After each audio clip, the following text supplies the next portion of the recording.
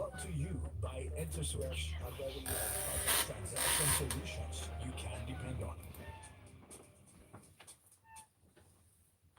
Smooth 98.1, love music, love life. This is a Business Express. It's a Tech Friday edition of the show, and we're always very excited when Fridays come rolling around. It's Zibby here, and as always, we love it when you're a part of the conversation. So let us know what your thoughts are. The WhatsApp number is 0809 4440981. You can also tweet at Smooth981. And don't forget, we're streaming live on YouTube. Hi, YouTube. So it's Smooth 981 FM Lagos. You can catch the live stream and post a comment on there. Look who's in. It's Rotus, and he's well, happy, and strong. Good morning, Zibby. Good morning, everybody out there. Yeah, good to be with you all. Yes, I'm very happy that the weekend is here. So let's celebrate. We also got a couple of guests with us for this edition of Tech Friday. Adedeji Owonibi, who is the founder and chief operating officer of Convexity, and then we also got Charles Okaformbah, co-founder and chief technology officer, CTO of Convexity, and there they are waving to the cameras. So very practical conversation I want to have today. They say that they've got the blockchain tech that can solve palliative distribution in Nigeria. That is if and when the government comes around to distributing these palliatives. Ogun State is already getting ready to do it. Edo State is getting ready to do it. So, Adedeji, let me start with you. If Edo State or Ogun State will say, okay, Convexity, come and help us distribute these palliatives, how are you going to do it? Great. That's what we look out for. Because transparency is key in this process. This trust deficit. People not too sure if, of course, we're in this country 2020 during COVID, where everyone is saying, "Oh, we shared palliative," or "This palliative is not shared; is hidden somewhere," and that is just shrouded in secrecy. And so we believe that with a new technology that engenders transparency, the government will now engage properly and that transparently tell the citizens we're doing this, and they can verify that this distribution actually goes to the parties mentioned in the process. So for us, it's great.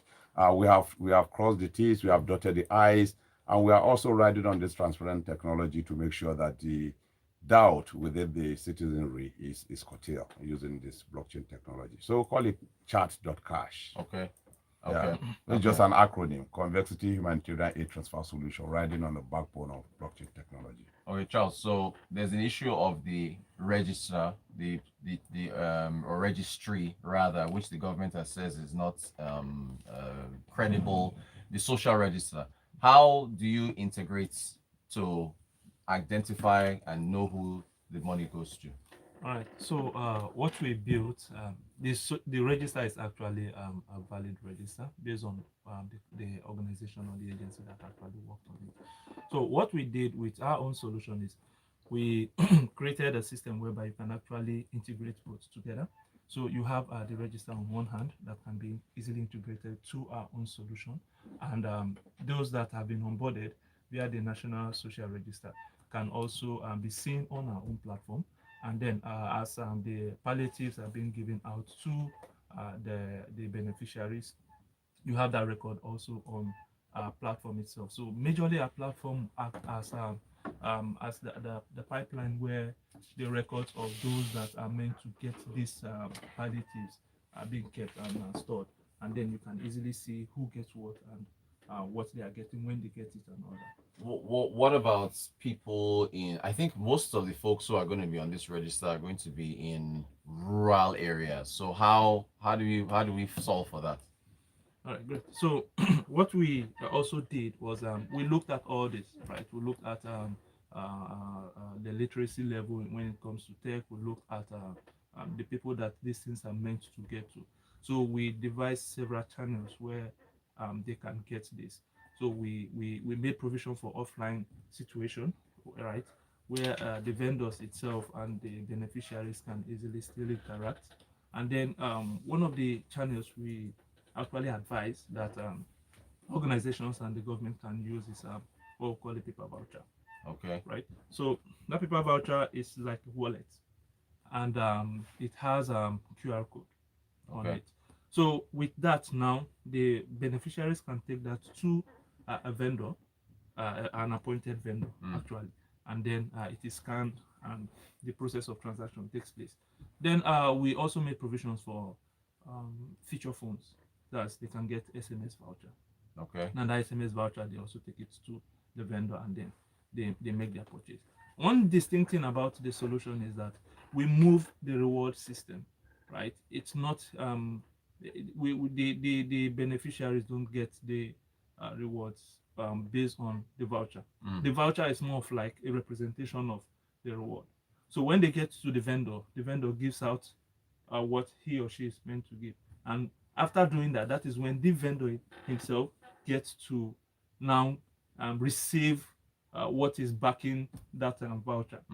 It can be cash, right? So the vendor doesn't get the money per se, or they don't give the money to the vendor and say, okay, take this 1 billion, go and get bags of rice, and then go and give beneficiaries. Okay. You don't know if that vendor will do that or not. He Yes. might decide to go buy 100 bags You of saw it rice. happen now. Exactly, When and the all that. Palliatives never reached anybody. Yeah. So we moved that the reward system down to when this execution has happened, when the beneficiary has gotten what they are meant to get. So after they scan the QR code Yes. from that particular appointed vendor, Yes. and that's where the move is made. Exactly. So Yeah. the vendor can choose to, okay, I need my funds now. So Adedeji, is this open to is this open to government, private sector? Is this an open system? Yeah, it is an open system. So we actually built it in response to a newspaper publication we saw in the UK, Daily Mail, and it was talking negatively about Nigeria. And what the column wrote that Nigeria is a country so corrupt that it is better you burn your aid money than give it to us. And we when was this article written? Yeah, it's actually one of the articles I archived, and I'm going to Wow. send it to you to Wow. see. Wow. For us, the motivation that look, as a country, we are all Nigeria, we are government, we are the people, and the representation of our country matters to us. And we went to our lab to design out this. And we're great that internationally the United Nations felt this is great, and this is going to change the dynamics of aid distribution across Africa, and it's going to engender transparency that was lacking by the donors that are not sure if that money actually gets there. And that's the same fear the citizens hold, that anything distribution is just to cronies, and it's not going to be transparently, getting to the vulnerable that is meant to be. And so we ticked all the dots across the value chain, from the donor or the agency like the government, and that's why it's open to government and everyone, to the beneficiaries. And in this beneficiary, like Charles alluded to, we look at every facet. I remember the Senate, when the issue of distribution came up, they were like, we're not digitally literate. Yeah. And for that, how many people we actually operate wallet? And so they spoke in their understanding that the wallet has to be with mobile phone and all those normal wallet that we are very familiar with. And so we created over 4 types of wallet. That is the mobile phone, the feature phone, like you did mention. And we also created a NFC enabled card that can work with our telecommunication infrastructure. Believing that where this poor and vulnerable will be, there may not be network, and they don't even know how to operate all this voltage. Just hand over this cards to them, and this cards can work without network, and therefore they can go to any appointed vendor. And when we say vendor, it can be food voucher you're distributing. They can go eat. Like in my office, for example, the staff go to eat in the afternoon. Nobody asks for money, because the vendor, when they eat, that's when the vendor just click a button and to request payment. And transparently, that payment goes, but we only pay for those that eat. So the same way, if you have used that for our subsidy, for example, so the consumption is going to be direct. So if you fuel at the filling station, then the subsidy can go on. A lot of things like that. So food voucher, subsidy, payment, all those are things we have captured around, and we'll be very glad to work with the government, to work with authorities that needed to actually distribute this transparently and also follow the money, if you like. Okay, speaking of follow the money, so what about the safety of the data against manipulation and anything like that, Charles? Yeah, so that's good. What we presently do, also we are NDPR compliant, right? So we recently even did the certification.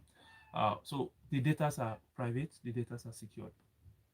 We built also an onboarding system, despite the fact that the government already has a national social register. Good. Thank you. You preempted my next question. Okay, fine. Well, go ahead. I was gonna go ahead. Okay. Yeah. Okay. So we built an onboarding system too.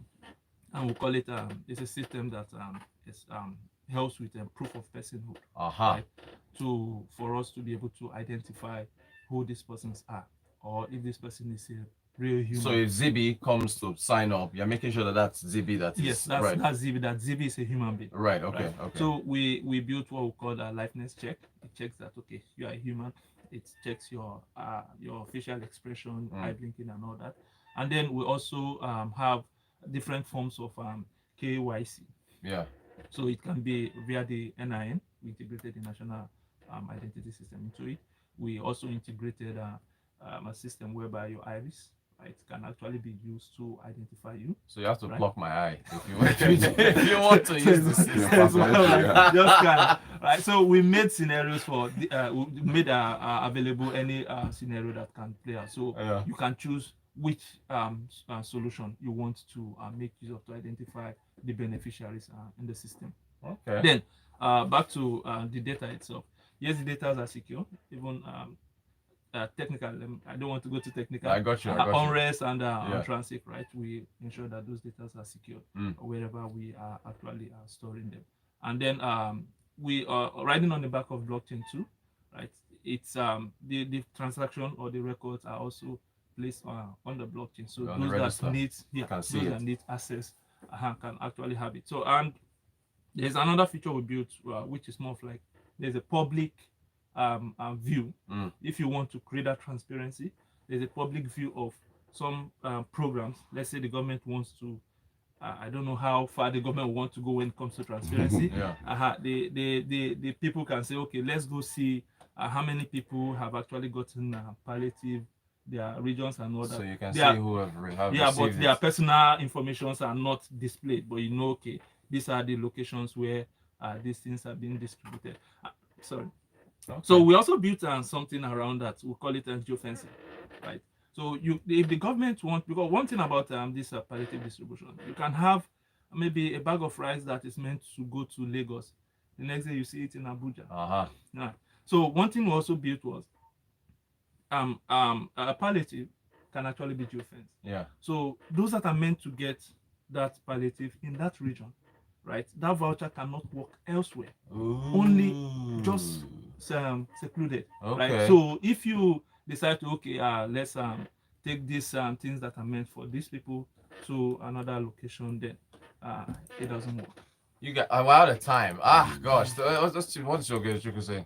Let's see. Okay, this is from Raman, and he says, with this innovation, the era of using palliatives as souvenirs at Owamba is over. The question is, will the government or the cronies allow this to breathe? And Oganeo Chika says, wonderful guys, this palliative beavers machine. Indeed, technology can checkmate crime. Can this system experience glitches? Can it have any glitches? Is a glitch possible? Yeah, so definitely it's tech, right? But we've tried to see as much as we can to reduce it. Even cloud infrastructure will tell you they will give you 99.9%. Right, but there's still that point. Yeah, so there's still that one point that you can have a glitch. Look, guys. Any final words? We want to give you the last word because we're practically out of time. What does this mean for the nation? Quickly, 30 seconds. So for us is that transparency. Yeah. For us is that we're ready for business. For us is that we're changing the narrative about burn your 8 bonnet and give to Nigeria because they are not transparent, and that is the gap we step into to bridge. And we're glad this is going international. I think UNICEF Innovation Office believe this is going to transform a lot of things within Africa, and they're supporting us in building this. We just felt as Nigerians, and this is a concern now, and the government should look in this direction and come clean and be transparent and use the solution to actually build trust within citizens and its government. Made in Nigeria for Nigerians, huh? How about that? Adedeji Owonibi, founder, CEO, Convexity, Charles Okaformbah, co-founder, CTO. Thanks for illuminating our minds, and hopefully government is listening. Thanks for the messages as well, Zibby. All right, well, thank you for coming through. Brilliant innovation there. That's it for Business Express. Do stay with us. There's a lot more to come on the Smooth Breakfast. Brought to you Right. by Etisearch. You guys, you're walking. We refuse to drop CHATS.CASH. We forgot, but it's good. You're walking. Guys, thanks. So, to be honest, you two a little later, yeah?